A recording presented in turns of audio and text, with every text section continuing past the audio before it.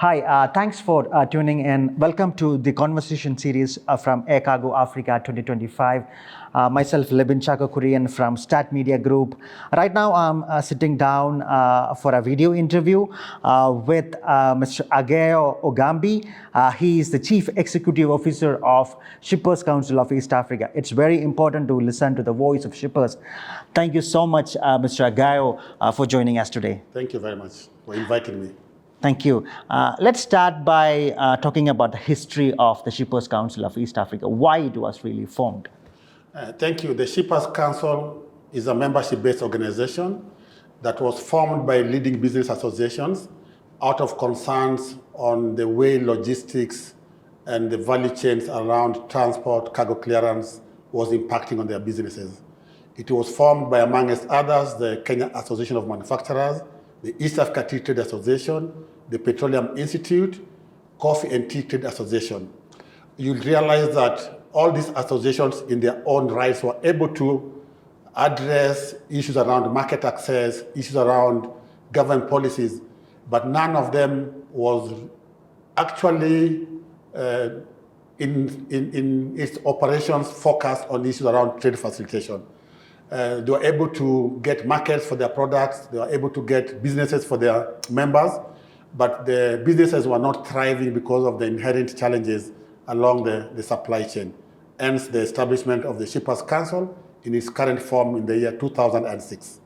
Okay, I believe logistics was one of the most important challenge which you wanted to address when Shippers Council of East Africa was formed. Can you take us through what are the biggest challenges that the Shippers Council of East Africa is addressing, or you want to communicate with your logistics service providers or the stakeholders on the other side? Thank you. That's a very good question. Before the establishment of the Shippers Council, the cargo dwell times at the ports were high, up to 10 days dwell time. But I think through the initiative of the Shippers Council and amongst other stakeholders, the cargo dwell time is now between 4.5 and 5 days, which is good improvement. And how important is it to have an efficient port? It's important because any delay at the port is a cost to the production, is a cost to the logistics because the ship has to pay storage for any delay.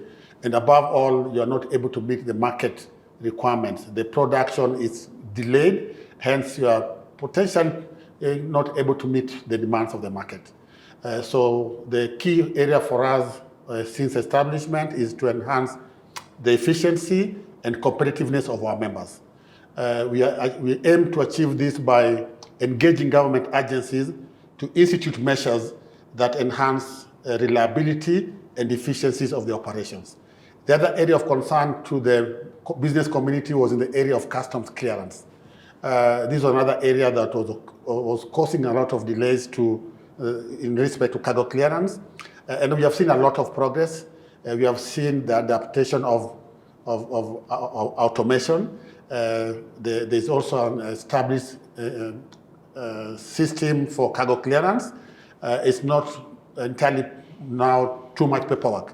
From the desk, you can actually be able to clear your goods through the ICMS system. So we have seen a lot of progress. We have seen the clearance period being reduced. It's now instantaneous. You don't have to wait for long for cargo to be cleared, as long as it has been able to meet the permit requirements by the various government agencies. So there's a lot of progress we have witnessed, but there are also challenges. One of the challenges we have is in terms of systems downtime, and this is one of the major challenges, and the government is working towards enhancing the stability of the current system so that it does not unduly mitigate or result to loss in the gains that the industry has been able to achieve. Okay, thanks for mentioning some of the improvements made in the last few years after the formation of the council. But can you also articulate some of the challenges that is still there? For example, what contributes to the logistics cost mostly, or what are the infrastructural gaps that you are addressing right now? Currently, we see the need to expand the port of Mombasa further. We have seen an increase in the port throughput from 2023 to 2024. There was an increase about 14.5% increase. from about 36 million metric tons to 41 million metric tons. And that calls for expansion of the port, acquisition of extra equipment, and also just improvement in the productivity. So one of the challenges is the inefficient equipment and resourcing, which is critical if you're going to sustain or support the increasing port throughput. We have also seen an increase in transshipment, which has more than tripled in the last 1 year. So there's good opportunity for the port, but unless we are able to expand the port in terms of the capacities to be able to appreciate the growth in the port throughput. So what we're asking of the government is to ensure that we have capacity before demand. It's also important to appreciate that the Mombasa Port is the gateway to the eastern region, and up to 32% of the port throughput is destined to the regional partner states. That is Uganda, Rwanda, Burundi, South Sudan, and the DRC. So that's one. The capacity is a key issue, limitation. The road infrastructure also requires some upgrade and expansion across the region so that there's seamless movement of goods without hindrance. When you look at our cost of transport compared to the Asian region, for example, we are doing about $5 to $8 per kilometer per TU, while in the Asian region is about $1 to $2 per kilometer per TU. So there's need for us to enhance our efficiencies through expansions of the road infrastructure and the port infrastructure. That also cuts across to the airport, because the airport also serves an important aspect of freight logistics. And we are also in discussion with the government as an association just to ensure that there's enough capacity to support the growing economy in the region. Okay, thanks for mentioning the particular infrastructure development that you want to see, which is at the Mombasa Port, and you also mentioned the road infrastructure. One of the important commodity that you move from East Africa is the perishables. Yes. And they need more infrastructure support, for example, the cold rooms. Do you see there is a gap right now, or what is the status right now? I look at it in two areas. One is at the port. At the port, we have enough plug-in points to support the reefer containers. The existing gap, which is being addressed in terms of reefer containers to go through the rail. There's test trials that will be able to support movement of reefer containers through the rail, and that is also going to be part of the model shift to address the issues around carbon emission. The model shift is also important for our country as we address the issue about carbon emission. And there's already a demand from the market to appreciate how did this good arrive in this market, what was the carbon emission, what interventions are you putting in place. So the good thing for the region is an appreciation of what needs to be done. The challenge is the speed and the lack of adequate resources to support this. For example, there's no doubt in anybody's mind about the importance of rail freight. And we see resources being put to support that. In addition to that, we see the development of inland container depots, including Naivasha, and the ICD, which is just bringing the port closer to the people. In the air freight section, we see the desire of the Kenya Airports Authority to enhance the capacity and the infrastructures available, some of which we can already experience through the partnership with private players, which is a good thing. But it's prudent for the government and the government agencies to expedite some of this intervention so that we do not lose ground of the opportunities.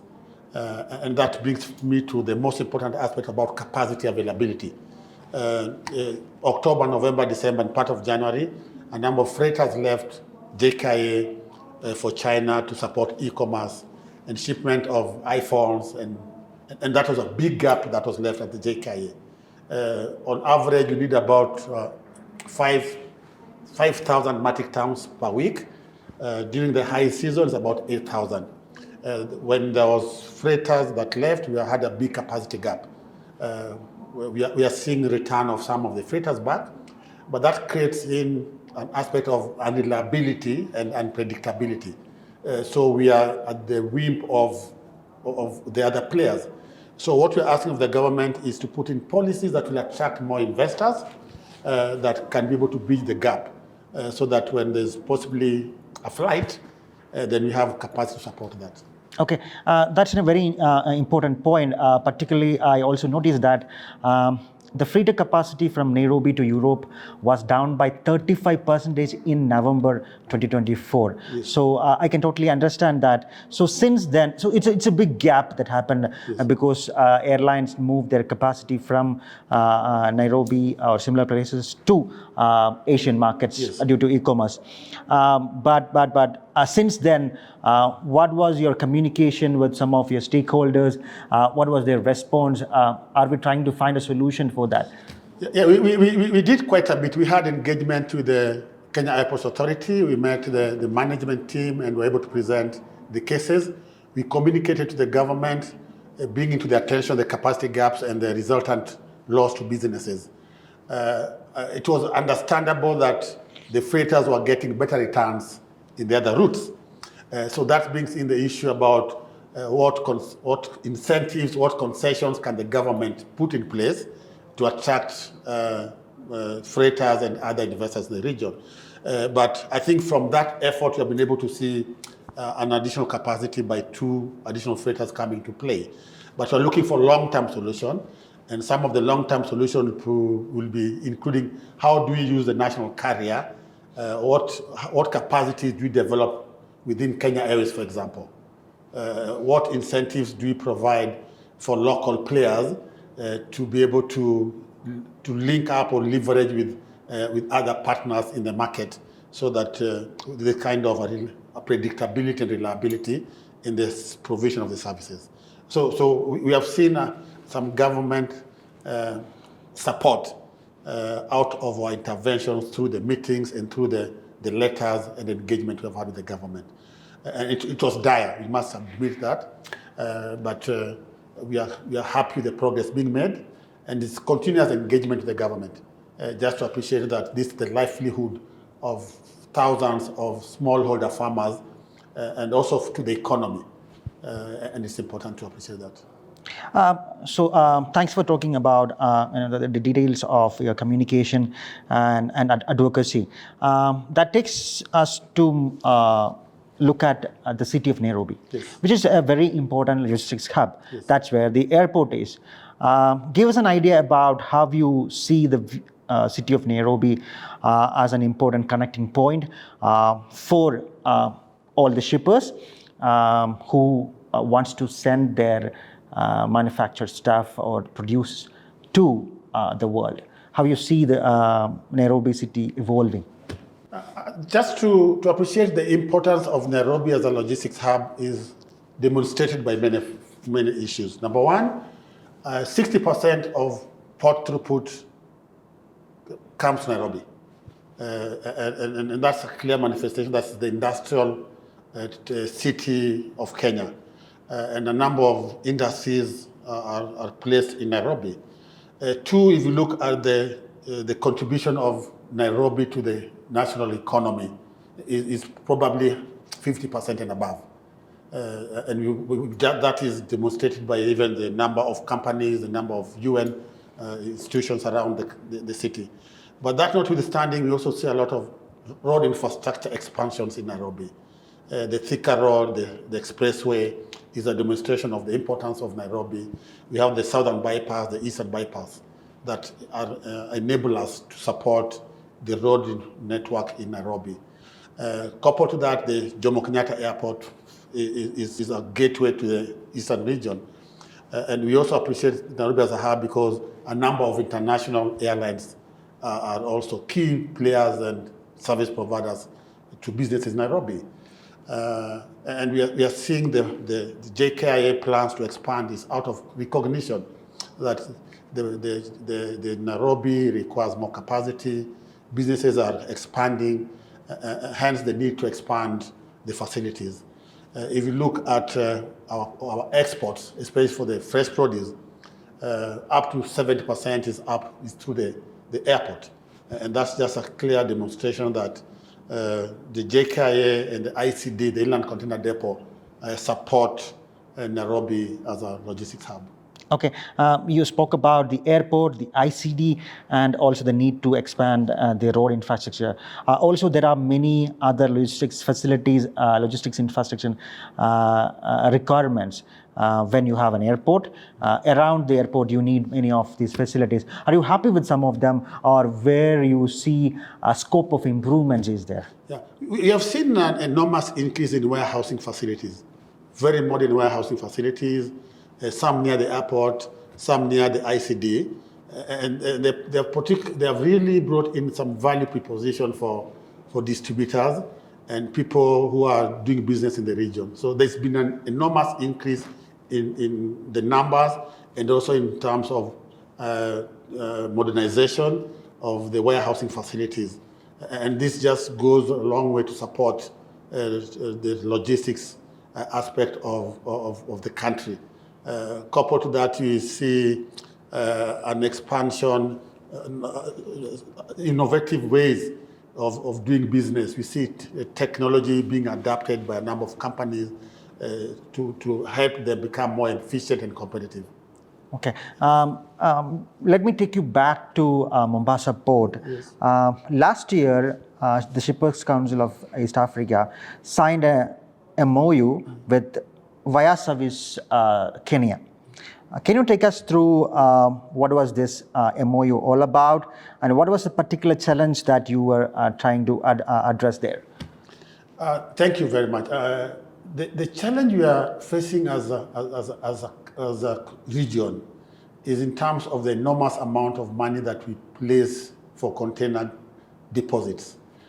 Container deposits are sums of money that importers place with the shipping lines to guarantee that they'll be able to return the containers within the free period that the shipping lines present to them. The region commits to about 1.5 billion US dollars in container guarantees, monies that can be used for expansions. So the essence of the MOU between us and Via Services is to assist the shippers in the region, not to have to place these sums of money, but through the Via Services, which has entered into some understanding the shipping lines, they'll be putting in a small premium to cover for any delays and also to guarantee that the shippers will be able to return the containers in time. So what is the essence of this MOU? The MOU supports our members to get discounted premiums on the services being provided by the Via Services. But most importantly is the fact that the shippers in the region working with Via Services will not need to place the huge sums of money as deposits to guarantee the returns of the empties. And we just have to appreciate that the detention fees are necessary because it assures the shipping lines that these equipments, which are key to their businesses, will be returned on time. So the other thing we are doing is to address the causes of delays. Because why do the shippers delay to return the containers? And often it's because of the delays in the cargo clearance processes, the delays in the approvals, and sometimes the delays in the port, and also the release. So we are doing what is called a twin approach. Address the causes of delays and also institute a facility or a mechanism to cushion the shippers from having to put in these huge amounts of money as deposits. One last question. We are here in Agayo Africa 2025 and also the Transport Logistics 2025. Give us an idea, or what is your message to the logistics community here? So these are the logistics companies that move the produce, the manufactured stuff from from Kenya or East Africa to they truck it to the airport or seaports and then take it all the way to some of your global markets. What is your message to some of these logistics service providers? I think I just want to applaud the resiliency of the business community in the region. And there's hope. There's hope in a sense that there's a lot of efforts towards enhancing the facilities. And the private sector is engaging the government to ensure that there's improvement in the business environment by supporting policies that are supportive to their businesses and also opposing policies that are hindrance to the development. So to the private sector, let's keep the faith, let's keep the hope. We're working together with the government, we'll be able to deliver. And most importantly, what do we want to deliver? We want to deliver a reliable logistics supply chain. We want to ensure there's competitiveness and there's reliability. And then lastly but not least, we must take cognizance of the global dynamic changes, including issues around carbon emission and the need to do our businesses sustainably. So as we look at the bottom line, let's also look at issues around sustainability. Absolutely. Mr. Agayo, thank you so much for joining us today. Thank you too. It was a pleasure.